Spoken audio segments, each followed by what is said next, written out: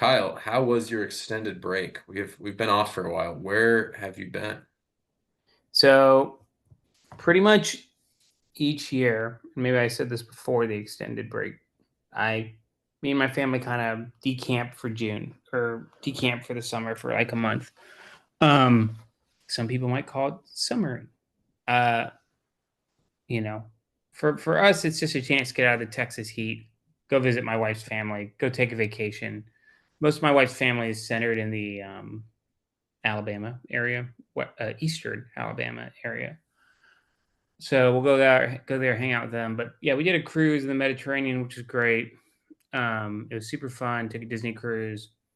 We flew into Rome for a couple days, hung out in Rome, stayed at this really nice hotel, boutique hotel, called Nerva Boutique Hotel, and it's right next to the Nerva Forum, which is was one of the forums next to like the main forums like next to the Coliseum and everything. Like Right, they're it's like right there in the center of Rome. Sure. Yeah, so, like, I was looking at pictures of what it looked like, and, like, my hotel would have been, like, right behind the, like, temple of, like, Mars or something. Right. It was super cool. Really enjoyed it, nice hotel, super Good helpful. food. Yeah, Great good food, I'm food. guessing. I mean, it was nice the hotel would, like, also call. They'd, like, give you, like, "Hey, here's a bunch of restaurants," so I'm sure they get a kickback from if they, like, steer somebody, but whatever. And they were like, "Look, these are good local restaurants." I'm like, I mean, fuck if I know, But I was like, yeah, sure. And they'll like make the reservations for you. So because it's like Europe making reservations, kind of not like the US. It's much more difficult. But like all the food I ate was great. Yeah, and then we went out of Civitavecchia. I'm not pronouncing that right, but it's the port that's like 30 miles from Rome. Closest to Rome, right? Rome's not on the Yeah. ocean. Yeah. And it was like there was like an Italian like Navy parade going on or something, shut down the port. It was very weird. Getting on the boat was that was It interesting. was probably like the entire Italian Navy was right there. Yeah, it's All true. It's six true. Boats. I mean, they had like a couple, like assault ships. There were helicopters out there. There even was like a jet. But Probably no, it like was one cool. aircraft carrier. Yeah. Yeah, it was cool. Had a good time. And then like did Naples, Pompeii, uh, did Mykonos, Santorini, and then Crete. And on the way back, we came up to the Messina Strait. I got to see Mount Etna, an active volcano, and Stromboli, which is an active volcano with like a town next to How it. And it was how literally, was Greece? oh, it was lovely. I mean, it was, Love, I've never been to Greece. I've heard like, Athens is like not the best place to visit, but I've heard the rest of Greece can be very nice. I mean, the places I went were basically like tourist towns, right? It's like, but I Yeah. mean, it's very sunny. The food is great. The people were friendly, you know. I had a great time. Like saw like a 1,500-year-old port. It was wonderful. Would love to go And back, and the cruise itself was really great. The kids enjoyed it. So yeah. I know Liz O'Brien, friend of the page, executive director at Hiring Our Heroes, over at the Chamber of Commerce. She goes to Greece like every summer because that's where her family from is from. She was showing me pictures of the little tiny town that she goes to, and it looked very much like paradise in the summertime. It's like right there on the ocean. Not many people, families there, blue zone, great food. So if Liz is listening, we are jealous of having a family there in the Greek Isles. yeah, I Um, mean, Greece is just sunny and full of good food. But yeah, then we came back. I got COVID, which sucked. Then I got Paxlovid to cure COVID, which cured it right away. Uh, which is super interesting. It's like you take like 3 pills, like for five, like twice a day for 5 days, and like they're antivirals, or it's like Tamiflu, but like one of the pills like slows down your like liver, so you don't process the other pills out as fast, and it gives you this really bitter taste in your mouth. Not when you take it, but like 2 hours later once it's in your body. And that was kind of like the worst part was the fact that like your mouth tasted like you drink some like really, really like sour coffee. Uh, yeah. so that was interesting, but it totally like all the symptoms went away like instantly, which is the best because I was not feeling great. And this is the first time I had COVID in like 4 years. And yeah, then we went up to Cashiers, North Carolina, to my wife's cousin's house up in the High Hamptons. Super chill. And now we're back here in surface of the sun, Texas. But this is also a nice place. No, yeah, my wife and I went to Poland with some MBA classmates. They were from one of the girls was from Poland. She took like 20 of us over there. I was really impressed with Poland. It's like tripled its GDP in the past like decade and a half or 2 decades since I can't say the Soviets, since communism fell. It was not a Soviet country. They were sure to remind me of that. Poland was lovely though. We really liked Poland. Went to the mountains, went to Krakow, up to Turin, Łódź, finished in Gdansk, and discovered that went to this World War II museum, which was really cool because Gdansk has this amazing World War II museum, like it's like something you'd see at the Smithsonian, and it's all about the Eastern Front, that we don't really think of. Yeah, we don't know a whole lot about that here. Yeah, and there was this one display that my wife, like, it really kind of shook her, was talking about when the Soviets rolled through, right? And how like brutal the German occupation was, of course. And the people were anxious to know, like, will the Americans, British, French get to us, or will the Soviets? And when they said that the Soviets were there, it was like, she was like, it was like, all hope was lost, basically. And like women would hide in wells and like hide their children because the Soviets were just such a brutal occupying force. It was really kind of a sad museum to look at because World War II just it wrecked Poland, and there was no victory. Like, it was like World War II destroyed the country, and then communism came.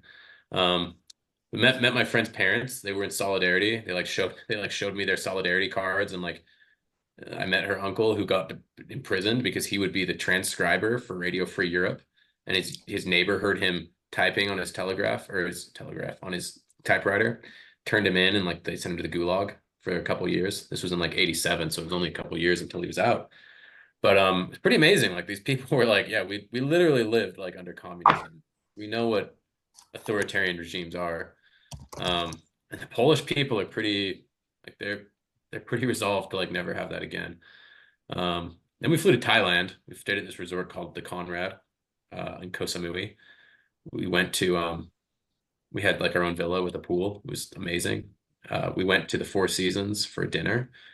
We actually sat behind the HBO marketing team. Like, we realized halfway through dinner that it was the HBO marketing team talking about their final push for the new White Lotus season that's filmed on Koh Samui. So, similar to your like Disney boutique hotel type deal, like staying at those nice hotels where like everything gets taken care of is like such a nice experience, compared to like staying at like a Hampton. I mean, in Thailand, it's a lot cheaper than doing it in like Hawaii, where it's like $2,000 a night. But it's really nice. Like, any listeners that haven't, at least considered doing that a time or two, in my opinion, paying the extra couple $100 a night to get a really nice hotel is often worth it. That's my travel take. Especially if you're overseas in a place where you're not familiar with how to do things, right? And you need to like Right. be more stress free, right? So Right. And my take's always in cities. I'm not as like, I'm a little more price sensitive because I'm not at the hotel as often. But like this Conrad, which is a Hilton property, it was an all inclusive, and it was just amazing. Like, our infinity pool at our villa like overlooked the ocean on like kind of like a 30-foot cliff. It was just fantastic, overlooking the bay, and it was really nice. And then we finished in Korea, saw some friends that are doing the Samsung program. He's a Marine, and he was at Wharton with me. We saw him and his wife. Went to Seoul, and then came back, bought a home in Oceanside, California. Closed on that. Well, close tomorrow, and then start work here soon. So summer will be over. We'll be back to normal lives. So after the 4th of July, that's what they always say, right? The summer is basically over. It's gone. really, That's what my dad always says. Once the fourth hits, I think it's just like once the fourth hits, it goes fast, right? Like, before the fourth, you like feel like you have so much summer, then the fourth hits, and like before you know it, it's August, and then I mean, of course, I'm going to be in California, so there's no such thing as seasons, but yeah, the fourth's here. We're done. We're almost done with summer. yeah. I mean, I see people saying like, "Oh, it's almost fall," and I'm like, "Is it? I don't know. Fall's relative here. Surface of the sun." Yeah, here in Texas, it won't be fall until October. But for those that live in the northern US, yeah, I mean September hits and like temperatures drop. So month and a half You know, away. living in Chicago, August surface of the sun.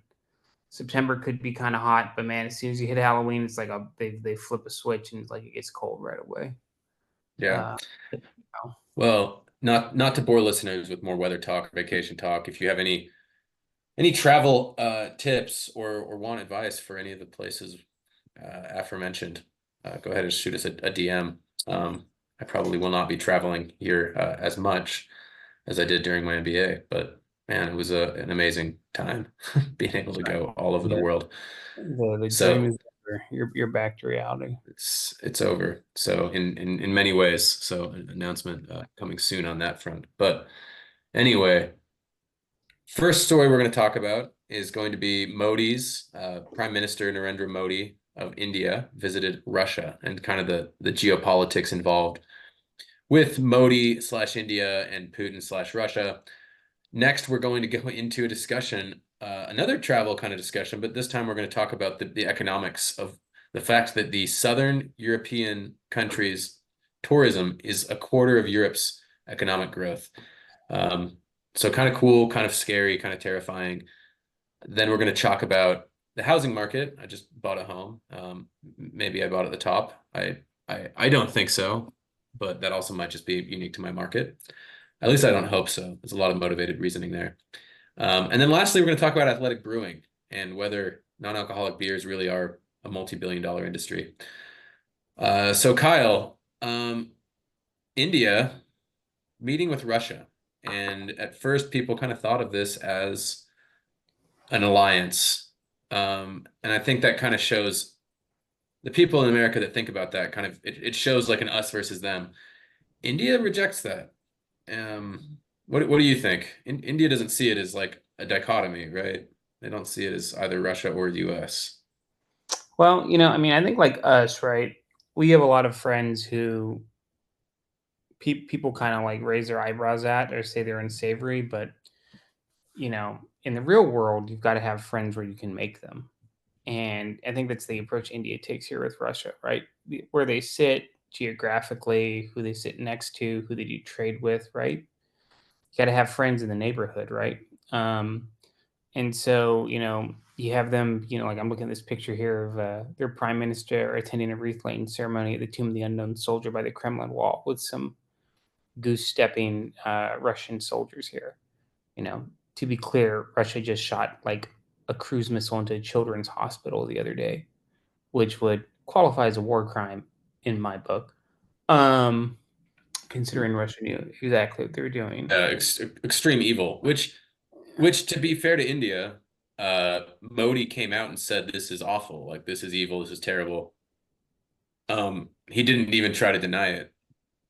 Yeah, And but yeah, India is also saying, look, their political philosophy is not Russia and China. They have a geopolitical philosophy of like we want to unseat American hegemony. We do not want America to be the hegemon. India doesn't say that. India basically says like we're okay with America being strong, but like you said, we also like we can't isolate ourselves from China and Russia. Like we cannot economically do that as much as America might, as much as we might want that to be the case. yeah. I mean, they basically say it's a multipolar world. We recognize that there's multiple huge competing power centers. We don't want to take one side or another. I think the strategic autonomy is the word they're That's their using, right? term. Yeah, Right. basically, like we just want to be friends with everybody.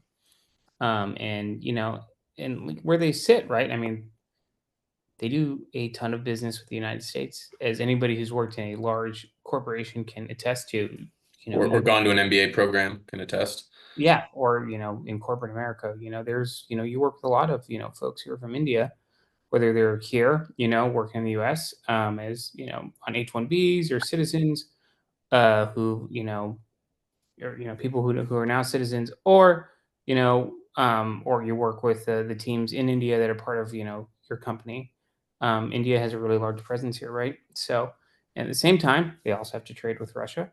and so they're it's like I think we talked about before the show. It's real politic in the truest sense, right? They want to be friends with everybody. Uh, India has also criticized the U.S. too for any number of things. But I mean, India is also a huge country too. It's a huge country with a lot of economic output and a The rising the power. world's biggest democracy too. Yeah, I mean, yeah. it's actually it's pretty crazy. I mean, I have a lot of classmates. I have not tried to understand Indian politics. I mean, I've tried, but like it's very, very complicated, right? India is like nations within a nation. It's not Mhm. even like the US where it's states. Like there's like 300 languages recognized across India, massively different ethnic groups, wealth disparities across regions. And the more I talk to my classmates, the more I realize like it's Entire not like caste one, system. Yeah. yeah, it's a totally complicated place. And Modi, he's a kind of a Hindu nationalist. He's very like pro Hindu Indian. At least he has a lot of detractors for sure. But one big thing is like buying fuel from Russia. Like, he got fuel pretty cheap because Russia needed to offload their fuel when the US and Europe boycotted them. And India was like, hey, like we'd love to, it seems like Modi's like, look, I don't love the fact that they're at war. I don't support this, but I also need to like keep the lights on in my country, right? And I don't have the position to say, hey, like I don't have the ability to, basically starve my country's growth potential because I disagree with the war that Putin is waging, which is a real thing. In America we might be like, hey, that's not right, but you know, that's a very that's a very like Western centric view. And in Modi's view, he's like, I just don't have the ability to starve my country's energy resources. Hmm. So Yeah. that's that's also been a hard thing for America because we've been trying to isolate Russia, and it's been able to turn to these other, developing countries. Yeah. A country which in each year, more of its people like come to a higher standard of living, right? And in order to have that higher standard of living, they need energy to be able to do that. And it's part of the economic, engine in India. So I mean it's just reality, whether or not you like it. Um, Right. it's crazy to see. I've never been. I want to go. Um, I hope to have the chance to go. Up Huge there. country. I mean, the subcontinent. I mean, it's literally the subcontinent. It's Like it's it's so not. big. It's a massive country. Right. Um, so It's yeah. yeah, like you said, they're massively developing. They're coming out of poverty. The amount of innovation that comes out of there is increasing a lot. I mean, America's still definitely the most innovative country on earth, by quite a bit. But India holds its own, and it's kind of a wake up call, I think, for America to realize like, sanctions, the way of doing business, uh, by trying to economically starve a country like Russia. We'd hoped that that would work in a matter of weeks, and the world is developed. I mean, places like India, China can develop in ways that we never really, anticipated, or can interact with them in ways that we hadn't really anticipated. It makes it really hard. So, something to watch, the relationship and how India continues with their kind of strategic ambiguity. Um, but anyway, um, we'll move on, go up to Europe and talk about the growth engine of Europe. This was kind of, I mean, it's kind of amazing at first, and then it was kind of sad, actually. We joked that Europe was a museum, and literally the Wall Street Journal called it a museum economy this week. Yeah, I mean, I'm gonna post this at some point. I just haven't done it yet. But there's like a meme that I've seen variations of it, and it was like America innovates, and it's like the CEO of Nvidia holding up one of his GPUs, right? Yeah, Jensen Uh, Huang. yeah, and it was like China steals, and it's like something China stealing like technology, and then it's like Europe regulates. And if you've been to Europe recently, when you open a soda bottle, like Oh, it's so the annoying. the plastic one, and the cap comes off to the side. I kept Uh, trying to tear it off. yeah, yeah, and it's like that's a regulation. You like the reason they have that is because they've been regulated to Wow. do it. And it's just like I'll there are show just like people. I'll pull this up because it's kind of hard to describe. I kept yeah, thinking my bottle was broken. I kept trying to like tear it. Like all of us on this trip that I was on in Poland, we were like trying to tear the bottle cap off, right? Um, yeah. And so and like the French just elected this left wing party here, that wants here to you go. like have a 90%. Yeah, there you go. That thing, the new bottle cap holder thingies that are mandated across the. I mean, it's insane. Um, and like the French like just elected a government that is getting like advocating for like a 90% wealth tax or 90% tax on incomes over 400,000 euro or something. Right. Um, and so the idea, so but to come back, the point of this article, right, is it's saying that there is very limited economic engines of growth in Europe besides tourists, essentially. And when we say like Europe's a museum economy, it's that the only thing people do there is that they go there to visit and spend money, and those people are Americans or other tourists. But there is no like Silicon Valley in Europe.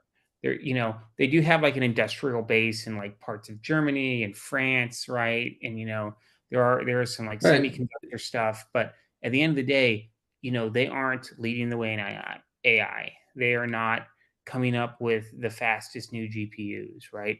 They don't have insane startup formation that produces wealth and finds ways to like increase. When's the last time you heard about a European startup besides Spotify?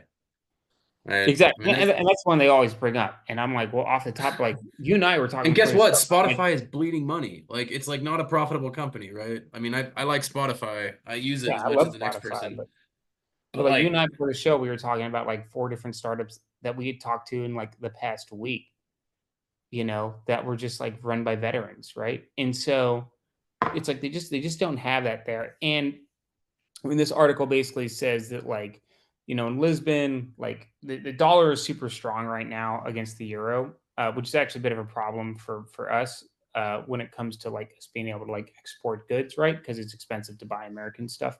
Like normally a weaker right. dollar is better, so people are more like, hey, like they can buy iPhones or whatever. But I digress. the The point is, you can go to Europe and you get more value for your money right now. And I saw that when I was there. Got more value for our dollars. Things weren't Yeah. as as I expected I them. ate a lot of food for very cheap in Poland. Yeah, and so which is, I mean, it's pumping money into these European economies, but at the end of the day, like tourism is not really like the best like economy for like It's it doesn't like. I mean, some people would make the argument, oh, it allows like a stable base for other things to grow, but there's a lot of other factors that have to kind of it's not out. scalable inherently, right? Yeah, Like it's you can't scale up tours through the old city or hotels in like the old town of Krakow or Rome. Or Lisbon was kind of the focus of this article, right? Like yeah.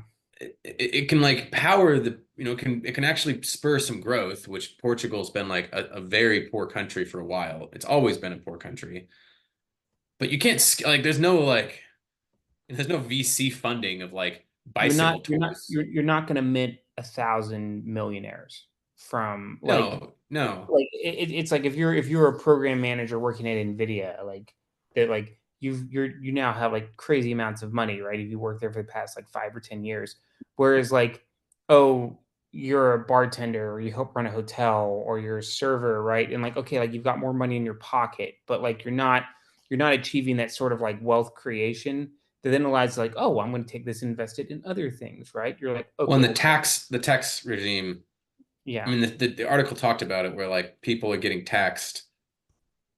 Basically, the people start making more money, and the governments here are like, "Oh, we can make some improvements. Let's tax the people." And in Lisbon, it said the average take-home pay per month after taxes was €1,000. it's insane. I mean, that's really like it's very hard for Americans to, I think, fathom living on that low. The funniest line in this article was a woman that was talking about how hard it is to find housing. and it said that she spends 500 euro a month splitting an apartment with her ex-husband. Which I'm like, wow, that's when you know things are bad, when like you get divorced and you can't afford to move out. But it's a tough, I mean, it's like kind of raising the rents for a lot of these people. But like you said, you're not going to go and find a VC to invest in like A your hotel. your cooking tour, right? Yeah. And I feel for him too. Like, and I know we have our own problems here in the US, you could point out any number of things, but I don't know. It's just It's I don't hard. know. Europe is People should out of like control.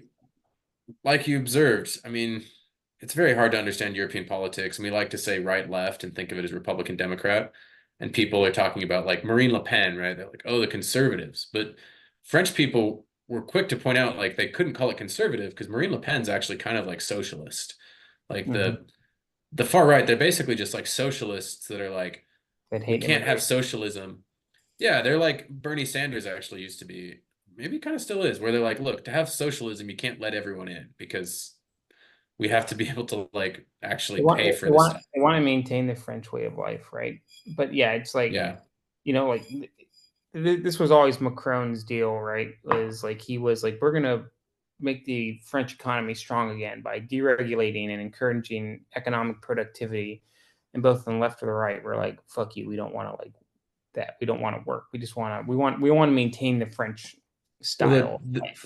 the new government, I mean, Macron, like it's kind of weird how they did it. And again, I'm not even going to try to describe because I'm sure some listeners going to be like, you don't understand French politics, and I don't. But they basically had these two rounds of voting right before they finished, and the far right, like the right wing people, again, this is like a socialist fascist, like say fascist, that's a bad connotation, but um, like an anti-immigrant kind of like right wing socialist pro French party. They had the most votes, but like Macron made a deal with like the like legit leftists, right? Like these are like left of AOC. And these people now have not a majority of the seats. So like France is going to be completely inept. They're not going to be able to operate for the next, 5 years or whatever. But they like want to lower the retirement age to 60. They like want to mandate like 3 months paid vacation. I mean, it's like these people literally just don't even understand how money works. And it's even more complicated because they're obviously in the Eurozone, so it affects everyone else. Um, but yeah, I mean, it's like how can you work, right? How can you make a company when the government's talking about mandating that like all your employees can basically just only work a quarter of the time? It makes it It's really hard. it's So, insane. It's you it's know, it's it, I, it's I, a, I, it's a love fun I place love to visit though. I love to go to Europe, and but gosh, I just feel so bad. And they probably don't, they're like, fuck you, we don't care what you think. But I mean, maybe we'll just pivot SITREPs to a European. The European mind can't comprehend this page. Like it'll just permanently. I mean, I will say whenever I come back from Europe, I know there's some people that really like living there. I really like living in America, like having a nice home that has a backyard and I can, drive my car easily to many places. Um, Yeah, I miss the so food. I don't know, and the food's good. Yeah, and yeah, it's not as processed. yeah, But like when you're there in America, like when you're there, also you're also on vacation. Like you're in vacation mode. Everything looks different through vacation glasses. Yeah. Well, you leave the old cities of these places, which is where we always stay if you go on vacation. Like most of Europe is like, like 80s brutalist apartments that are cheap, have no dryer, and everyone has like their, hanging, clotheslines out and fans in their window because no one has AC and it's 95. My dad always tells this joke. He lived in Germany for a couple of years, not as military, he was a civilian. Lived in Germany for a couple of years in the 80s, and he said that there's a guy that goes to heaven and he misses his friend who goes to hell, and he asks God, he's like, "Hey, can I go visit my friend? He's in hell."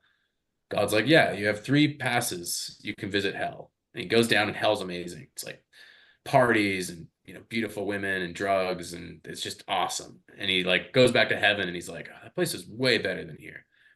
Asks God again. It's like, yep, second time. So he goes down to hell. Awesome. Comes back up and he's like, you know what? Screw this. I'm gonna go to hell. Like, and so asks God. He's like, I just want to go to hell. And God's like, all right, you sure? He's like, yeah.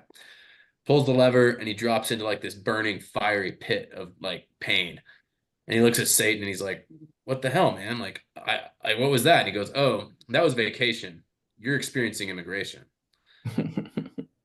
That's that's kind Yeah. of like what, what I know a lot of expats will say. But I mean, some people really like it. I know we have a friend of the page, Adam Lackey, he's the COO of One Brief, and he loves living in Norway. Like he's an American patriot, loves this country, but tells us like he loves living in Europe. So I have a buddy who lives in England and loves it, you know? yeah, And teach their own. I I would love the experience to just so I could have an objective opinion, right? And speak from some authority, instead of just, you know, kind Just of like, yeah. ragging on Europe. I mean, the pinnacle of me making fun of Europe, was when I posted a video of a B-2 bomber flying over a football stadium with a bunch of screaming people, and I said the European mind cannot comprehend this, and like 12 million people saw it. And I just imagine like half of Western Europe throwing me the middle finger, and just how grateful I was for that. So it's amazing. Well, we'll move on from that and talk about big American homes. Oh yeah, with lots of AC. Exactly. No walkable markets nearby. So, uh, you shared a story with me about the housing market and where we are currently at, being overvalued. What's going on with housing? It's obviously expensive. I know. I just bought a home. Yeah, you did just buy a home, and I feel like I cannot buy a home right now, which may surprise a lot of people. Which I do own a home. I've You can talked. well, you can buy a home. You can't buy a Yeah, home. I just You would can't buy like a to. home better than the one you are in right now, right? Well, even if I did, I That'd would be like double my mortgage payment, and so to buy a home better than the one I want than I live in right now, which is still a very fine home. I have 5 toilets in this home. I tell that to my wife and kids. I'm like, we have 5 toilets in this home. No more bitching. All right, like everybody here has their own toilet. Uh, you but have a pool, nice neighborhood, great like, place. guys, things could be worse. Like I lived in a Yeah. fucking shack in Afghanistan, for almost a year. But like to the point, right? Housing in the U.S. has like frozen the economy. Like it's warped so many economic decisions. So many things that are not happening because of the housing market.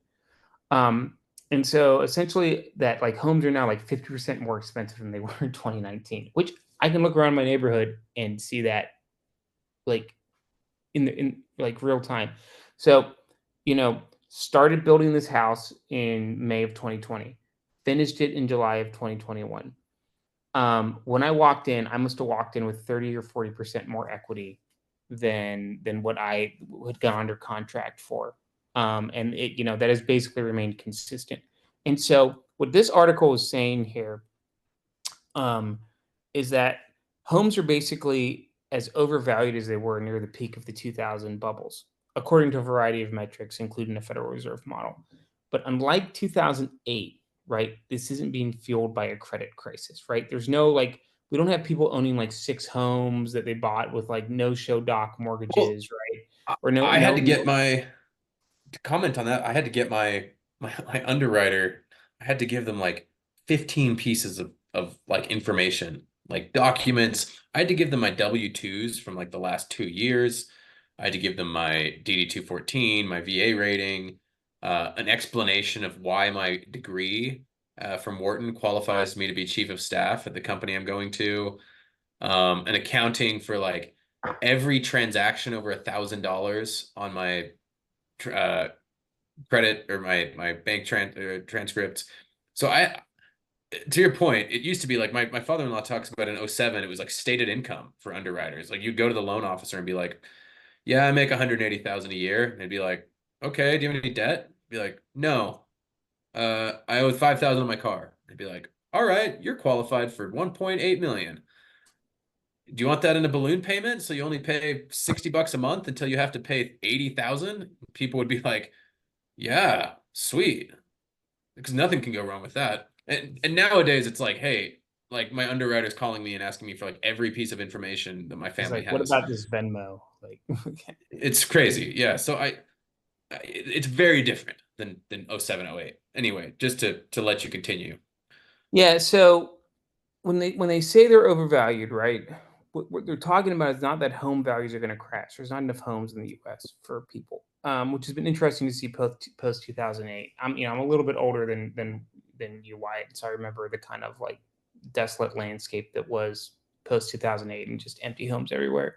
But that is like that that's I collapsed, right? remember. I was like 14. So I Yeah, I yeah. I, I recall, yeah, like the anxiety, right?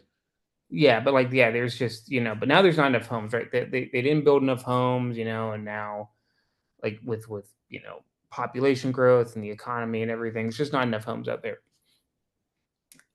So essentially what this is saying is, yes, homes are overvalued, but they're not going to collapse. So what does that mean for you? It means that they're so overvalued that when you think about homes increasing in value in the future, right? Like say you buy a home now, like you just did. Um, in the next 5 to 10 years, will you see the same sort of price appreciation that I did when I bought my home So or what, started building? 100% Yeah, in 3 years? in 2020. And what this is basically saying is no, Yeah. you're not going to see that. You'll see some price appreciation, but it won't be. It'll like when you like account for inflation, you account for a bunch of other things, like it'll essentially be like negative, right? And so if you buy a house right now, like you should plan to stay in that house for a very long time because when most people buy a house, right, they're making a bet. They're making two bets. They're saying, well, I'm going to stay in this house for X number of years, right? Because of jobs, because of I'm going to raise my kids here, because this is where I want to live, right? And I'm going to be paying myself, right? So I'm going to lower the mortgage. I'm going to be paying myself basically a percentage, right, into the house, and that how, and I'll basically pay down the mortgage to the point where when I sell the house, like when you take out realtor fees, when you take out the cost of selling it, I'll have like either broken even or I'll be in the positive. And then they also account for, and there'll be some price appreciation, right? So you'll be able to like generate some wealth essentially. And they're basically saying that that's going to be a lot harder to do on the same like gain that you would have had over the past few years, right? Right, Um, right. yeah. So it's like, hey, uh, you know, like a house's value depends on several factors, and they've all made the valuations more stretched. First is the S&P CoreLogic Case-Shiller U.S. National Home Price Index, which controls for changes in the mix of homes. It's up 51% since the end of 2019. So that means valuations are very high. And the second factor is the stream of income generated by an asset. The income of your house is the value derived from living there, which can be proxied by how much a similar place costs to rent, right? And so rents, like owner's equivalent rent and market-based rents are basically about the same right now, which is not good. And the third factor is, Meaning it costs you more. Like you can't cover if you were to buy a house and mortgage it out, your cap rates would be untenable, right? You Mhm. could not, meaning you could not make enough money to cover your mortgage and your property taxes, and like not even close, right? Yeah, yeah. So you'd still be paying money into the mortgage, Your mortgage right? would be $6,500 a month, and you'd be able to rent it for like 3,500 or $4,000 a month. It Yeah, doesn't like it doesn't make sense. when I like look at rents around here, like yeah, I think you and I were talking about like if I were to rent out my house, I was like, yeah, I'd probably make like $1,000 a month, right? But like if you were to buy a house right now, you wouldn't be even breaking even, right? You would Right, be negative on the mortgage. right. Um, and then the third factor is the interest rate, which is at which an asset is financed and its future income discounted. Higher valuations can be justified by lower rates, but since 2019, the benchmark 10-year Treasury yield has risen from below 2% to above 4%. Um, yeah. And and So and and, and those high rates too. Um, what people don't realize with amortization and why people say like, hey, if you're not going to be there for 5 years, don't buy a house. When you look at amortization tables, meaning how much of the loan you pay versus how much of the interest over a 30-year loan, with rates being like 6.75% was the rate that I got. And with the VA loan, I could probably get an EARL down in like by February, thank goodness. So, thank you to the VA.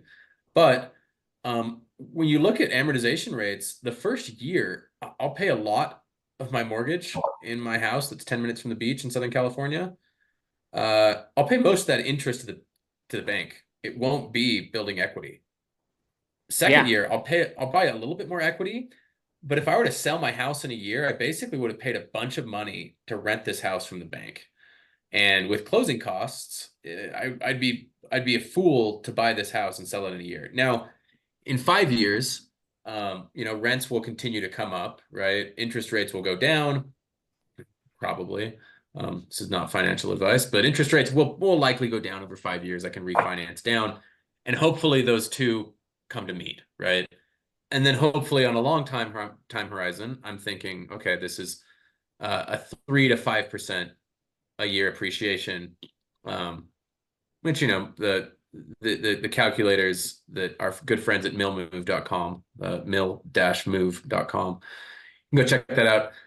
They have a calculator just like the New York Times calculator. It shows that like after about 4 or 5 years, I will be much better off buying. At about 3 years, it's break even. Now, keep in mind, I'm also in the San Diego real estate market, and that's a very valuable piece of real estate. But I mean, if you're in some markets, like in Kansas City or something, you're not as good of a bet for that real estate staying forever. I mean, you can see, what people are betting on, right? I mean, you can see here, like this right here is the rate of growth, right, of home prices. You can obviously see what happened in 2008. So this is a housing price index. It took a nosedive, but I mean, like over the long tail, your house is generally appreciating at a rate that, like, excluding 2008, which got out of whack, seems about right? If you come back down here to 2000 and you kind of like extend that line, we're about on where we should be. So, if you think that inflation is like 2.5 to 3%, and your house can appreciate 4 or 5%, and you can get someone else to pay for it with rent after a few years, probably a good idea. But don't go buying houses as an investment thinking that you're going to be appreciating 20%. Like you're going to lock yourself into a 5-year commitment, or you're going to lock yourself into a painful financial transaction if you sell before that and you are having to bring cash to closing. You're not getting any money out of it, depending on where you live, which Right. the long short of it is that. Well, you're going to be thinking that you can do an investment property in multifamily homes, in a duplex or something, and you're going to find out that instead of being able to put $3,000 a month into the S&P 500, you have to put $3,000 a month into an asset that is appreciating at 3 to 4% per month or per year, rather than 7 to 10% per year, right? With a lot more work. And there's always exceptions to that. I'm sure there's markets where you can find deals, but when I've made fun of realtors and real estate, this has always been like, people have been like, dude, why do you talk shit, or why do you make fun of them? And I'm like, y'all think you're business geniuses, and if you make money, like at the end of the day, the bank account's the final scoreboard, right? But you think you're business geniuses because you're able to take advantage of this compression in the housing market where there were not enough homes and interest rates were low. And now one of those things is changing, right? And so, like, the idea that you're going to do exactly what you're saying, which is like, oh, I'm going to buy like 5 duplexes, right, and be a slumlord, you know, That it's works just, when you can get a 3 or 4% rental mortgage rate. Your yeah, cap rate, your cap rates check out, meaning like the amount you take in versus the amount that you have to pay out. Your rental, I mean, my father-in-law, he went to look at some rental properties, and there was like 9 or 10% interest rates. There's no way to justify it. You can't make that work. yeah, So, and a lot of these, people are trying to refinance and figure that stuff out. We have some good friends that actually do the real estate stuff right over at Mill Move. I already plugged them. They're good. Like they actually, don't just force people into buying. So you can check out mill-move.com and they'll talk you through some of this. But How I live somewhere. Housing, real estate is an unavoidable aspect of life and something that everybody you should be well familiar with and be well like advised on because yeah, you have to live somewhere, right? Like so you might as well live, try to understand the best way and like get good advice when you do it and they can help you. exactly. So cool. Well, to finish up, kind of an interesting topic. What are you drinking tonight, Kyle?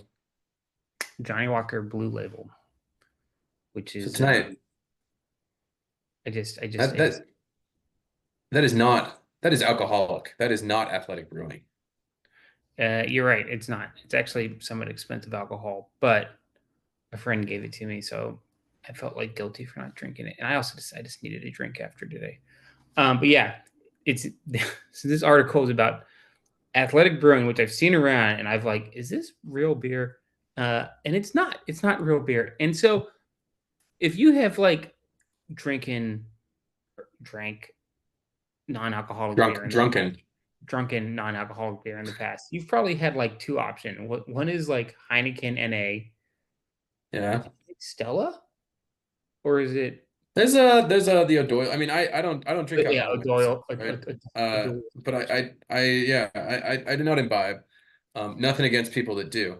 And really think it's kind of like doesn't. I mean, for everyone that drinks, they know that it's an acquired taste. I have tried athletic brewing. Not the taste for me as someone that doesn't drink alcohol, but my friends that drink alcohol said they quite like it. You also had what is it? The O'Doyles? O'Doyle's. O'Doyle's the O'Doyle's. O'Doyle's the people from Billy Madison. O'Doul's, right. I had a tack that would always bring that and have people drink O'Doul's. The only time I've ever really drank a non-alcoholic beer is in Afghanistan.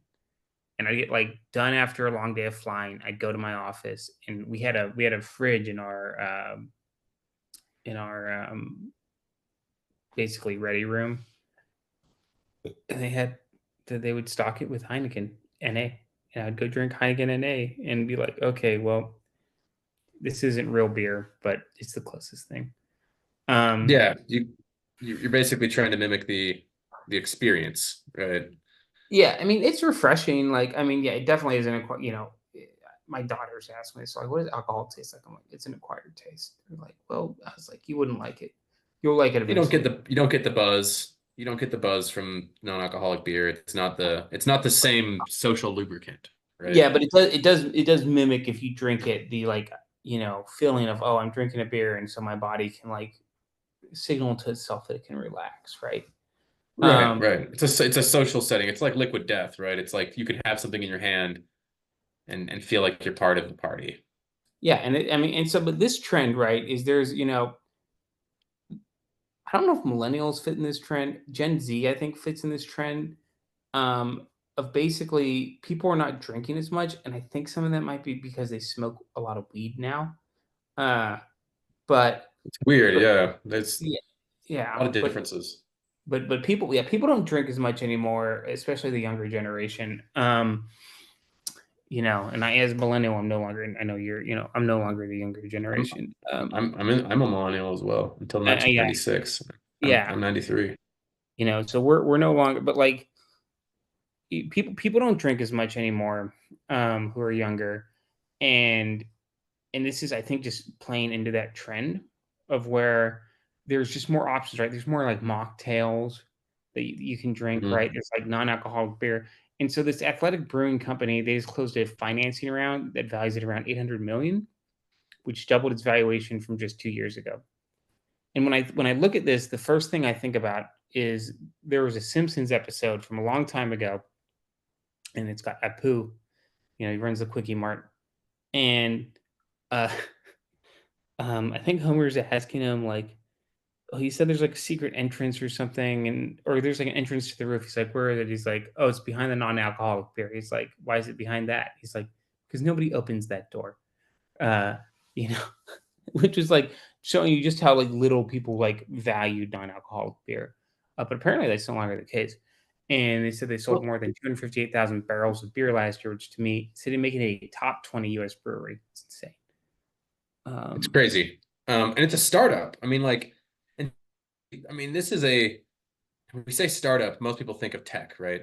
Where it's an ARR, recurring revenue business, right? You sell a subscription and you base your multiple off of how much money you can make from that annual recurring revenue, ARR.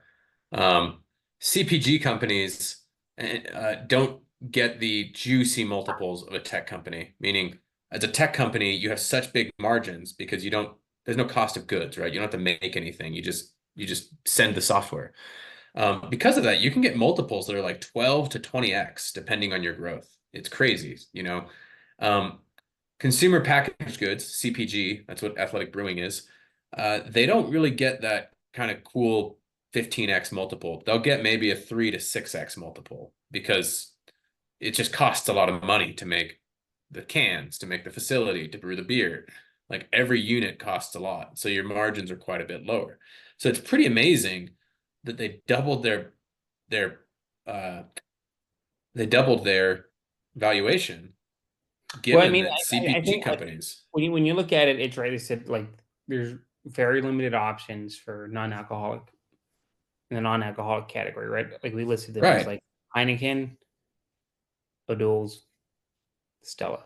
That's like pretty much These it. guys have like JJ Watts, Lance Armstrong. They've like really gone hard on the branding. And and so yeah, they got a trendy thing. It's backed by fitness minded folks, right? Who are like, yeah, like and I like what they said here about the name. They said Athletic was chosen by the company both to reflect the lifestyle of its consumers and because it's easy to shout in a noisy bar. It's good branding, Hmm. in my opinion. Yeah. Yeah, and so more consumers are opting for non-alcoholic options when gathering with friends and family throughout the year, and not just for sober moments such as dry January. I never do dry January.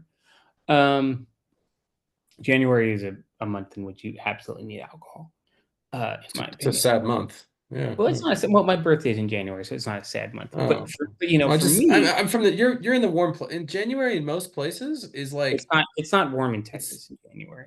It's actually well yeah, but it's also not freezing like it was. I mean, I'm from Utah, lived in Alaska, lived in Pennsylvania, St. Louis. Like January is normally the month that like Christmas is over, New Year's is over. It's just cold, and it's cold for like 3.5 more months, that's right? all the reason you need more alcohol. Yeah, so that's why people. I mean, that's what I'm saying. Like, I get it, right? I sympathize with that. Yeah. So, but overall, I mean, consumer taste shift, right? So this is an interesting CPG story where you know, like we had craft beer. Everybody remembers craft beer. Now, there it's everywhere. Then we had seltzer. You know, Yep, that shit was yep. everywhere. My to go for seltzer is High Noons. I think it's really great. Um, and now you've got fucking non-alcoholic beer. So I mean, who knows what's next? Uh, I mean, I drive around here, Texas. Apparently, you can buy like THC infused drinks here from Specs, which I think it's Yeah, like they, 10 they cents. Eight. they had that in Alaska. It was called They never had it. I was in the army.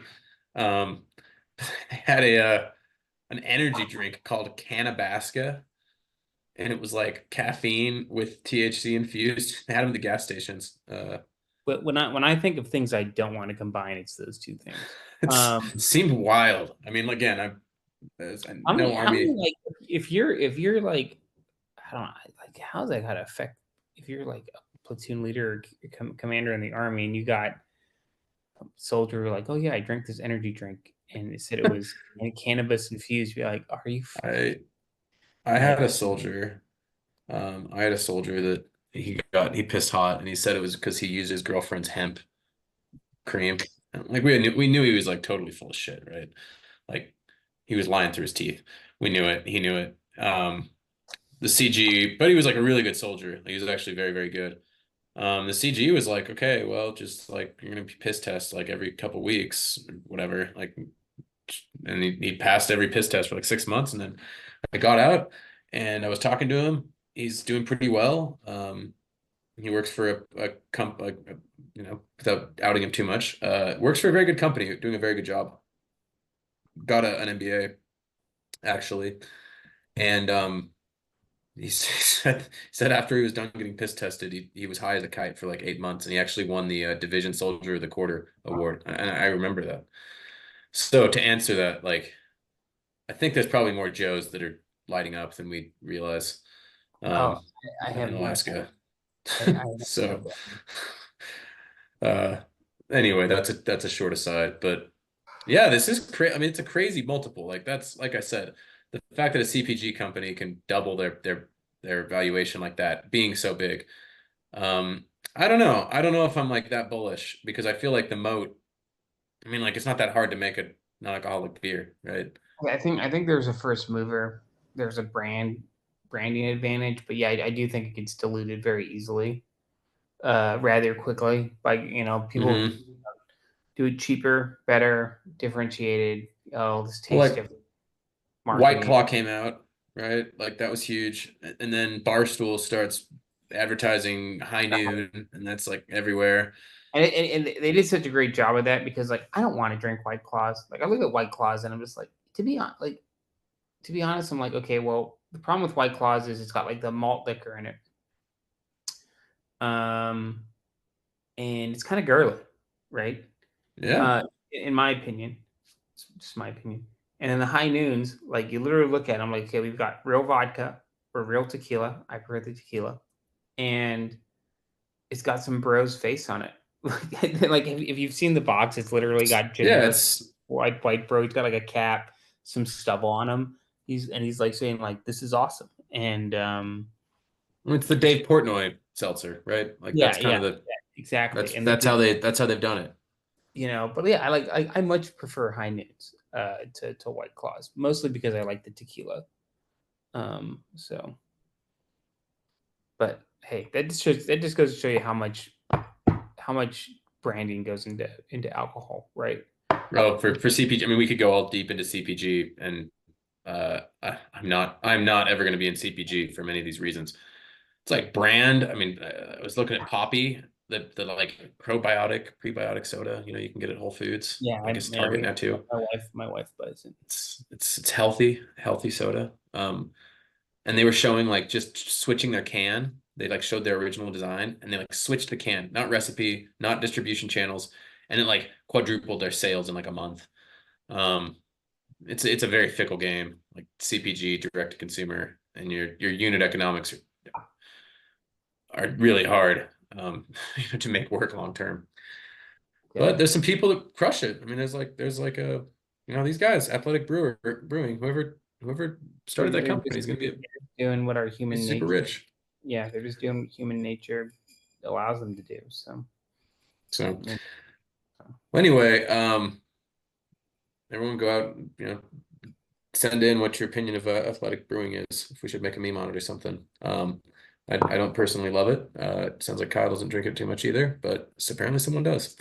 Um, anyway, last thing before we sign off, if anyone's applying to an MBA program, missed the event, go to YouTube, check out the admission seminar. We had an AdCom there from Wharton. It's the Associate Director of Admissions. He was given very, very good advice. We had Leland founder John and Smart with the Heart founder Nafiz.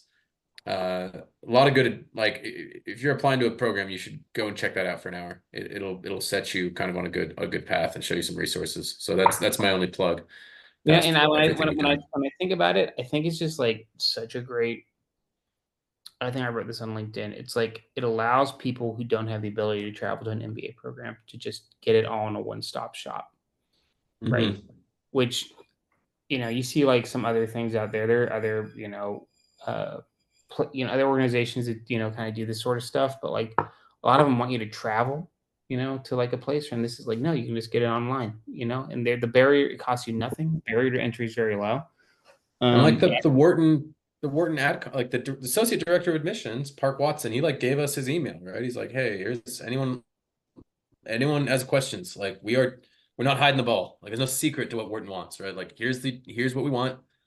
Like give this to us, right? I'm not going to make this a secret. If you have a question about the app, like here's my email. Please ask me. I'm not trying to be tricky. And I think a lot of people think that like adcoms are trying to be tricky, right? They're pretty explicit actually when you parse what they're saying. Yeah, yeah, they want you to be successful. So Yeah, read to admit. Anyway, sounds good. I'll see you next week, Kyle. cool. All right, thanks, Wyatt. I appreciate it, and thank you for putting together the NBA webinar last week as well. For sure. See ya. Cool.